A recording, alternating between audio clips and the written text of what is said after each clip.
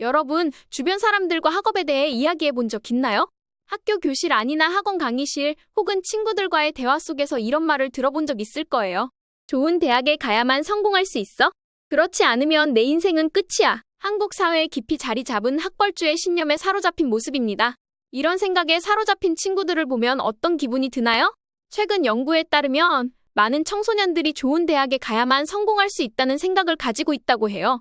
실제로 한국의 교육 시스템과 사회 구조는 학벌에 지나치게 의존하고 있어요. 이러한 신념이 청소년들에게 어떤 영향을 미치는지 한번 살펴볼까요? 혹시 좋은 대학에 가는 게 중요한 거잖아? 성공하려면 당연한 거 아닌가? 라고 생각할 수도 있지만 이것이 그렇게 단순한 문제가 아니에요.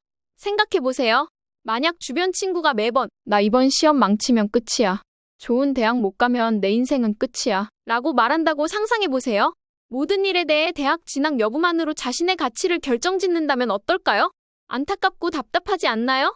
이러한 사고방식 때문에 불안과 스트레스에 시달리거나 모든 것을 포기하는 친구들이 많아요.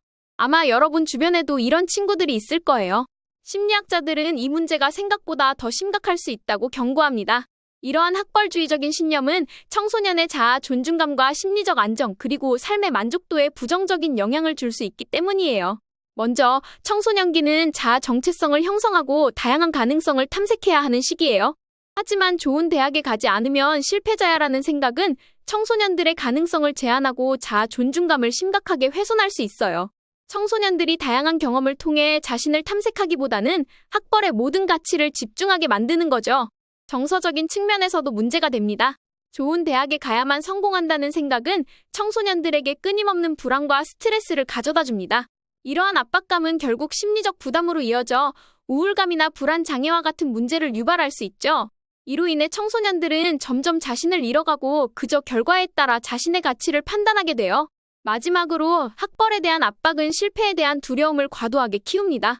자신이 설정한 목표에 도달하지 못하면 모든 것이 끝났다고 느끼게 만들죠. 이런 사고방식은 청소년들이 도전을 두려워하게 만들고 결국 실패를 극복하려는 의지를 잃게 합니다. 이로 인해 성장의 기회를 놓치게 되는 경우가 많아요. 이제 학벌주의 신념에 사로잡힌 한 학생, 영훈이의 이야기를 들어볼까요? 영훈이는 서울의 한 고등학교 3학년 학생이에요. 학업에 대한 스트레스는 그의 일상에서 때려야 뗄 수 없는 부분이었죠. 영훈이는 어릴 때부터 부모님의 높은 기대와 학업에 대한 압박 속에서 자라왔어요.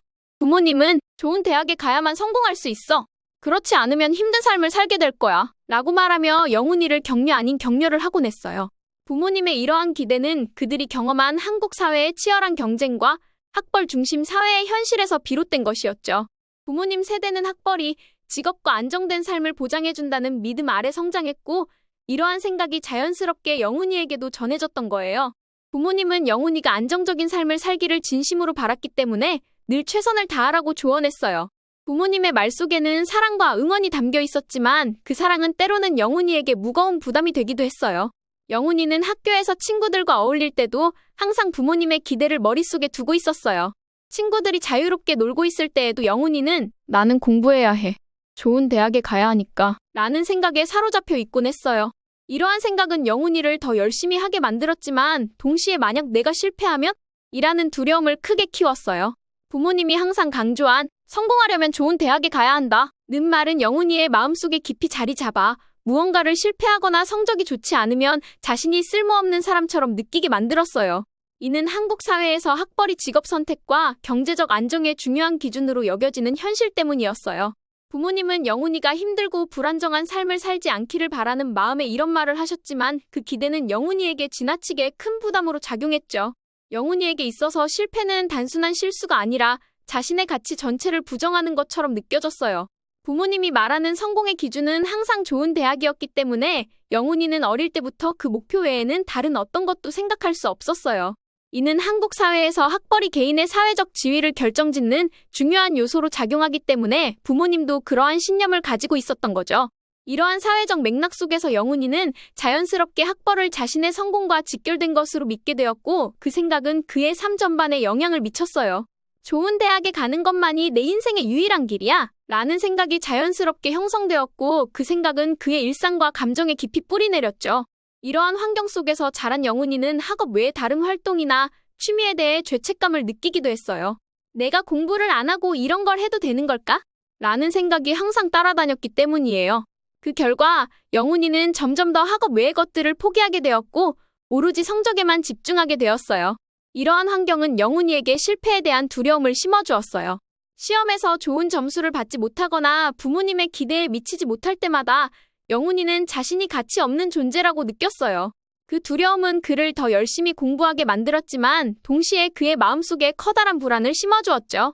내가 실패하면 나의 인생은 끝이야. 라는 생각은 영훈이의 마음을 매일 무겁게 짓눌렀고 영훈이는 그 무게 속에서 자라왔어요. 처음에는 부모님의 기대를 충족시키고 싶었어요.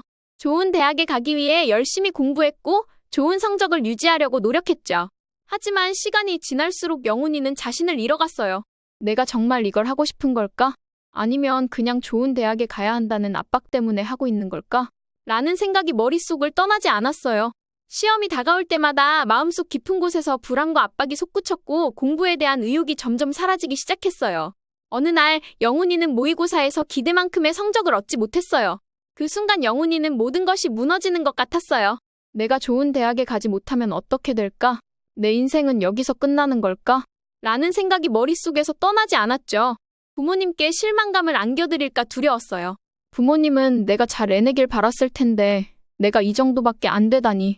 그동안 나를 믿어주셨는데 어떻게 이렇게 부족할 수 있지? 친구들에게도 자신이 뒤처진다는 생각에 자존심이 상했고 이제 친구들이 나를 어떻게 볼까? 다들 나보다 나은 성적을 받을 텐데 나만 못하는 걸까? 라는 생각이 끊임없이 들었어요. 밤이 되면 이러한 생각들이 더욱 강하게 다가왔어요. 영훈이는 밤마다 불안감에 시달리며 잠을 이루지 못했어요. 왜 나는 이렇게 부족할까? 왜 이렇게 힘든 거지? 라는 생각이 계속해서 떠올랐고 침대에 누워 눈을 감아도 머릿속은 온통 부정적인 생각들로 가득 찼죠. 내가 아무리 해도 소용없는 건가? 내가 노력하는 게 다 헛된 일인 걸까? 영훈이는 점점 더 깊은 무력감에 빠져들었어요. 마음속에는 이렇게 공부를 해도 안 되는 걸 보니 나는 정말 아무것도 아닌 존재인가 봐. 라는 자조적인 생각이 자리 잡았어요. 한편으로는 이렇게 포기하면 안 돼, 더 열심히 해야 해. 라는 목소리가 들렸지만 다른 한편에서는 이미 늦었어. 내가 아무리 해도 변하지 않아. 라는 목소리가 그를 더 깊은 곳으로 끌어내렸어요. 영훈이는 자신과의 싸움에서 지고 있는 것 같았어요. 내가 도대체 뭘 잘못한 걸까? 왜 나만 이렇게 힘든 걸까? 라는 생각이 들 때마다 마음속 깊은 곳에서 무기력함이 피어올랐고 스스로를 점점 더 비난하게 되었죠. 다른 사람들은 잘만 하는데 왜 나는 안 되는 거지? 내가 정말 문제인 걸까? 이렇게 살바해야 아무것도 하지 않는 게 나을지도 몰라. 영훈이는 점점 자신을 잃어가고 있었어요. 그러던 중 영훈이는 학교 상담 선생님의 권유로 교회에 가게 되었어요. 교회 선생님은 영훈이에게 예수가 그리스도라는 사실을 전해주셨어요. 선생님은 이렇게 설명하셨죠. 영훈아, 그리스도라는 이름은 마치 우리가 어두운 방에 있을 때 필요한 빛과 같아. 방이 아무리 어둡더라도 불을 켜면 모든 것이 밝아지는 것처럼 그리스도라는 이름은 우리 삶에 있는 어두운 문제들을 해결할 수 있는 유일한 빛이야. 하나님은 우리에게 이 빛을 주셨고 그 이름을 통해 모든 문제를 해결할 수 있다고 하셨어. 그리스도라는 이름은 단순한 이름이 아니야. 마치 우리가 어려움을 겪을 때 믿고 의지할 수 있는 튼튼한 다리처럼 하나님이 주신 유일한 해결책이자 우리의 모든 문제를 이겨낼 수 있는 힘이 되는 이름이야. 영훈이는 이 비유를 듣고 조금 더 이해할 수 있었어요. 마치 어두운 방에서 빛을 켜는 것처럼 그리스도라는 이름이 자신의 어두운 문제들을 해결해 줄 수 있을지도 모른다는 생각이 들었죠. 정말 나의 이 무거운 짐을 해결해 줄 수 있을까? 라는 의심이 들었지만 그럼에도 불구하고 마지막이라는 생각으로 기도를 시작해 보기로 했어요. 처음에는 그 말이 잘 와닿지 않았지만 그래도 영훈이는 마음을 다해 기도를 시작했어요. 하나님, 저는 항상 좋은 대학에 가야만 성공할 수 있다고 생각했어요. 그게 제 인생의 전부인 것처럼 느꼈어요. 하지만 이제는 예수는 그리스도라는 고백이 저를 자유롭게 할 수 있다는 것을 믿어보려고 해요. 제 마음속 깊이 자리 잡은 불안과 두려움을 없애주시고 그리스도를 통해 진정한 자유와 평화를 누릴 수 있도록 도와주세요. 예수이신 그리스도의 이름으로 기도합니다. 아멘. 기도를 마친 영훈이는 마음 한구석에서 작은 변화가 일어나는 것을 느꼈어요. 완전히 사라지지는 않았지만 그동안 자신을 짓눌렀던 무거운 짐이 조금은 가벼워진 것 같았죠. 하지만 영훈이는 알고 있었어요. 진짜 변화는 이제부터 시작이라는 것을요. 매일 아침과 저녁 영훈이는 떨리는 마음으로 예수는 그리스도라는 이름을 고백하며 기도를 계속했어요. 머릿속에서는 여전히 이게 정말 효과가 있을까? 라는 의심이 들었지만 그런 의심이 들 때마다 영훈이는 예수는 그리스도라는 고백을 통해 자신의 불안을 잠재우려 했죠. 불확실한 미래에 대한 두려움이 찾아올 때 그 고백은 마치 마음속에 작은 빛을 비추는 것처럼 느껴졌어요. 비록 완전한 확신은 없었지만 그 고백은 점차 영훈이에게 마음의 평화를 주며 희망의 불씨가 되어 가고 있었어요. 영훈이의 마음속에서는 끊임없는 갈등이 일어나고 있었어요. 내가 이렇게 기도한다고 정말 뭔가가 바뀔까? 라는 의심이 끊임없이 고개를 들었어요. 기도하면서도 그 말이 공허하게 느껴질 때가 많았고, 정말 이게 나를 바꿀 수 있을까? 라는 회의감이 자주 떠올랐죠. 이러한 의심은 영훈이의 마음속에서 끊임없는 싸움을 불러일으켰어요. 그러나 영훈이는 포기하지 않았습니다. 그래도 해보자. 예수는 그리스도라는 이름이 내 삶을 바꿀 수 있다고 했잖아. 라고 스스로에게 다짐하며 조금씩 희망을 붙잡으려 했죠. 기도하면서 가끔은 마음 한구석에서 무거웠던 짐이 조금씩 가벼워지는 것을 느끼기도 했어요. 이런 의심과 믿음 사이에서 영훈이는 매일 힘겨운 싸움을 이어갔어요. 기도하면서 눈물이 날 때가 많았어요. 때로는 억울하고 화가 나서 왜 나만 이렇게 힘들어야 하냐는 생각에 눈물이 멈추지 않았어요. 정말 이렇게 해야만 내가 나아질 수 있는 걸까? 라는 의문이 마음속 깊이 자리 잡았지만 영훈이는 계속해서 예수는 그리스도라고 고백했어요. 기도하는 동안 마음 한구석에서 아주 작은 희망이 피어나는 것을 느꼈죠. 이 변화는 아직 미약했지만 분명히 존재하는 것이었고 영훈이에게는 그 작은 변화조차도 큰 의미가 있었어요. 그 변화는 아주 작고 미묘했지만 분명히 존재했어요. 영훈이는 그 작은 희망을 붙잡고 계속해서 스스로와의 싸움을 이어갔습니다. 첫 주가 지나자 영훈이는 마음속에서 작은 변화의 징조를 느끼기 시작했어요. 시험 성적이 나쁘다고 해서 내 인생이 끝나는 건 아닐 거야. 그렇겠지? 라고 스스로를 위로했지만 여전히 마음속 깊은 곳에서는 확신이 없었어요. 그래도 좋은 대학에 가야만 모든 것이 잘 풀릴 거야. 라는 생각이 사라지지 않았죠. 친구들과 대화할 때에도 자신 있게 의견을 말하려고 했지만 여전히 주저하며 말문을 열기 어려웠어요. 불안과 희망이 교차하는 이 복잡한 감정 속에서 영훈이는 매일 스스로와 싸우며 조금씩 나아가고 있었어요. 둘째 주가 되자 영훈이는 더욱 적극적으로 변화를 시도했어요. 하지만 그 과정은 여전히 쉽지 않았어요. 매일 아침 예수는 그리스도라고 외치며 하루를 시작했지만 그 말이 가끔은 공허하게 느껴질 때도 있었어요. 저녁에 하루를 돌아보며 기도하면서도 정말 이렇게 하면 바뀔 수 있을까? 라는 의심은 쉽게 사라지지 않았죠. 부모님의 기대가 다시 무겁게 느껴질 때마다 영훈이는 나는 내 길을 가고 있어. 예수는 나의 그리스도야 라고 스스로를 다독였지만 그 말이 완전히 믿어지지 않는 순간들도 많았습니다. 그럼에도 불구하고 영훈이는 포기하지 않았어요. 불안과 희망이 매일같이 충돌했지만 그 안에서도 조금씩 변화를 찾으려 노력했어요. 영훈이는 여전히 하루에도 수십 번씩 불안과 압박에 시달렸어요. 내가 정말 이 길을 가고 있는 걸까? 부모님을 실망시키지 않을 수 있을까? 라는 생각이 떠오를 때마다 마음이 무거워졌죠. 하지만 영훈이는 포기하지 않았어요. 기도를 할 때마다 눈물이 나기도 했지만 그 눈물 속에서 조금씩 마음의 짐이 덜어지는 것을 느꼈습니다. 친구들이 응원해주고 지지해줄 때에도 처음에는 그저 미안하고 부끄러운 마음뿐이었지만 조금씩 그들의 진심을 받아들이기 시작했어요. 하지만 이러한 변화는 아직도 불안과 두려움 속에서 서서히 일어나고 있는 상태였어요.